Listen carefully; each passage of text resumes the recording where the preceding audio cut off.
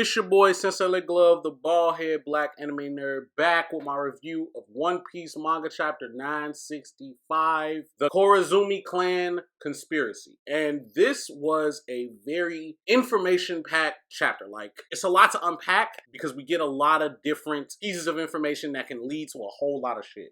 Obviously, Oda's the king of I'm going to reveal one thing and then drop you off with a whole bunch of other questions. So this is one of those question chapters where it's just like, holy shit, what about this? What about this? What about this? But overall, it was a fucking great chapter and I loved it, bro. Oda has really been in this bag with this backstory. Like I've been preaching to you guys. I know I haven't done a couple reviews. The last 2 reviews I think I've missed. But we back at it, niggas. So without further ado, chapter starts out, obviously the cover story with Capone Beige. I really don't know where it's leading to. If I'm being completely honest, I'm starting to lose interest in it as a whole. But that's for another day. But other than that, we continue on with Odin's journeys and his travels with Whitebeard. The nigga's basically he's still writing in his journal. He's learning about the world. He's realizing how much bigger it is, how small Wano is compared to the rest of the world. The relationship between him and Toki's developing. We're seeing how much they love each other. But the main thing with Toki that we learn in this chapter is that her parents are from Wano. So these ain't like her parents like now. These is her over 800 years ago parents. So that really leads me to believe, what the fuck? What does Wano have to do with the Void Century? It's almost like, is Wano the only free land after all the shit happened 900 years ago? Like, is it the only place that people could go to be free, or the people that were not royals or whatever, were they just sent there to go do their fucking thing? Like, it just opens so many questions about what the fuck is going on in Wano. It is confirmed that Odin was plowing Toki ass at the bottom of Whitebeard's ship. Momo was born on Whitebeard's ship, so that was very lit. Nice seeing that. Odin also learns of, the whole organization thing of the world government. As Whitebeard runs into some pirates, he asks, like, why don't we fight them? And he's like, well, if we fight them, then we're gonna have to fight a whole bunch of other motherfuckers, and it's just us. But Whitebeard did make a comment that Wano is free in that sense. Like, it's not run by the world government. The world government has no real ties to Wano. So you can pretty much be a pirate there and just do whatever the fuck you want to do. Whereas in the rest of the world, you can't, because they have reigns over the rest of the world. Which kind of ties more back into this whole idea of, what the fuck was Wano during the Void Century? Was it really just a place like, you can't touch this place, like it is a sacred ground, it is this, it is that? I'm really trying to figure out where that shit ties in. We're back in Wano, and we basically figuring out what the fuck is going on with Orochi. So we knew the last time we were in Wano that Sukiyaki was sick. He was basically being poisoned by Orochi, was what that led up to. But this chapter basically fleshes out Orochi's backstory a little bit more and giving him more motive for what he's doing. Now, I know that I personally got on my channel and talked about how I think it's just gonna be some jealousy shit. Like, I just want to be better than you. I was bad from the beginning. And it's like, it's not like he was bad from the beginning, but it's also like, not like he was good from the beginning. We find out that his family, he's of the Korazumi family, was one of the daimyos of the Kozuki clan. At one point before Sukiyaki was born, they were trying to figure out who was going to be the next shogun because there was no heir. So his grandfather had decided to, and this story is being told from this old ass, witch ass, granny looking bitch that he calls granny, but he doesn't know who she is, that his grandfather decided to off the rest of them niggas. Like, I'm going to off them, and then I'm going to become the new fucking shogun. Like, that's just what it's gonna be, and my kid is gonna run the place, because it's just gonna be us.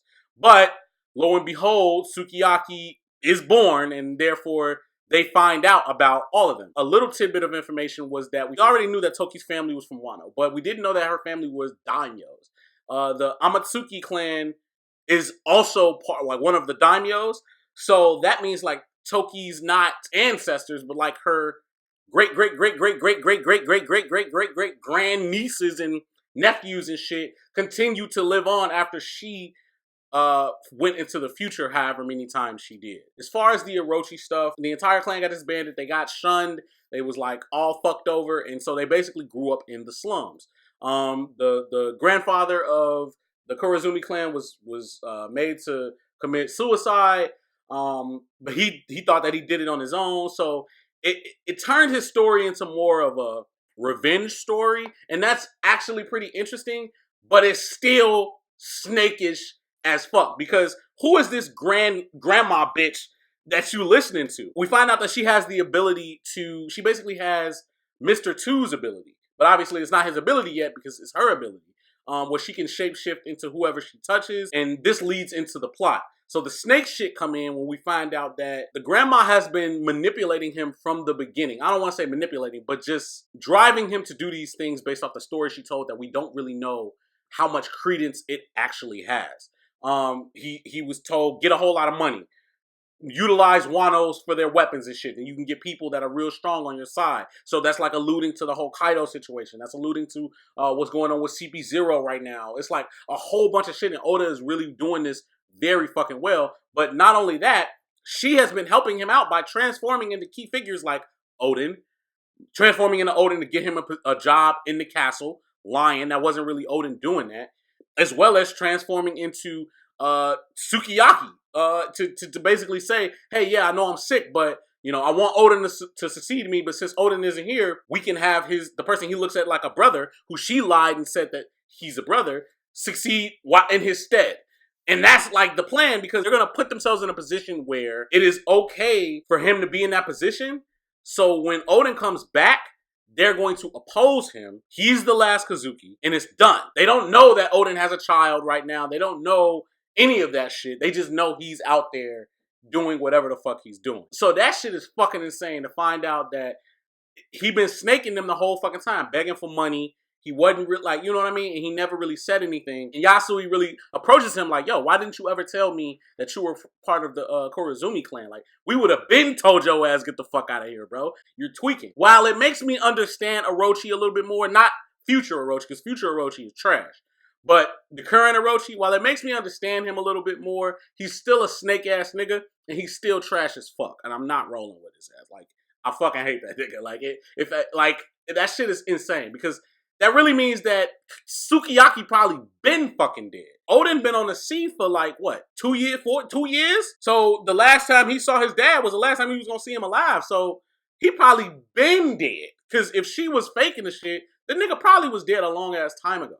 And they was running the country however the fuck they wanted to, setting them up for it.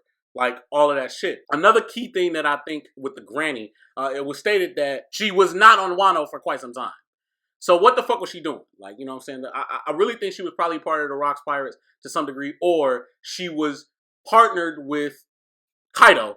And I think that's how she's going to put Kaido in the face of Orochi, or Orochi in the face of Kaido, and that's going to play out that way. Back to Whitebeard's ship with Odin. He has now had his second child, so now we're 4 years. He's been gone for 4 years. He's been voyaging with Whitebeard for 4 years. So he now has Hiyori and Momonosuke on the ship of Whitebeard, still enjoying their adventures. We see that he picks up Teach. They pick up Teach along the way. Teach was an orphan. We get to the part where Whitebeard decides to, you know, start making divisions. He realizes so many of his crew members. He's like, I need divisions. So he does end up making Odin the 2nd Division commander. I don't know if Marco is the 1st Division because he's still young, but he does end up making Odin the 2nd Division commander, to which Odin's like, I want to do that shit, nigga. Obviously, he's just there for the adventure. He doesn't really want that responsibility, but he ends up doing it. So shout out to Brago, because I know Brago had theorized that shit a while ago, that he was the 2nd commander. I don't know if he was the first one, but I know he was the one that I heard say that shit.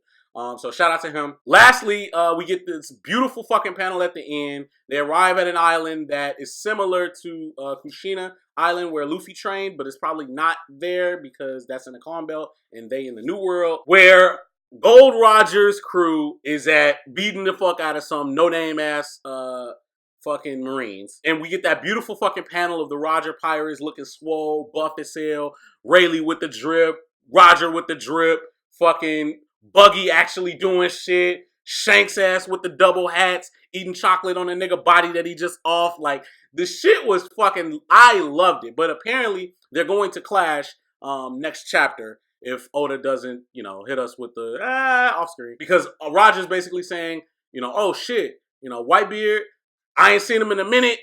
I'm finna die soon because I'm sick. I might want, you know, we might as well go ahead and get to it. But it was just great seeing that panel, seeing all the Roger pirates in their youth before shit, they just disbanded for a year, and Crocus was there. It was a couple figures. Scopper Gabon was there.